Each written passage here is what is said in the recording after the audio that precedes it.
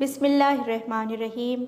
हज़रत जाबिर रज़ी अल्लाह अन्हु बयान करते हैं, रसूल अल्लाह सल्लल्लाहु अलैहि वसल्लम ने फरमाया, जब अरफ़े का दिन होता है तो अल्लाह आसमान दुनिया पर नुज़ूल फरमाता है और इन यानी अरफ़ात में वक़ूफ़ करने वालों की वजह से फ़रिश्तों पर फ़ख्र करता है और फरमाता है, मेरे बंदों को देखो किस तरह बिखरे बालों, गुबार आलूद पाँव और बुलंद आवाज़ से पुकारते हुए दूर दराज से आए हैं। मैं तुम्हें गवाह बना कर कहता हूँ कि मैंने उन्हें बख्श दिया। तो फरिश्ते अर्ज़ करते हैं, या अल्लाह, फ़लाँ बंदा तो बुरे काम किया करता था और फ़लाँ मर्द और फ़लाँ औरत भी। आप सल्लल्लाहु अलैहि वसल्लम ने फरमाया, अल्लाह अज़्ज़ व जल फरमाता है, मैंने उन्हें बख्श दिया है।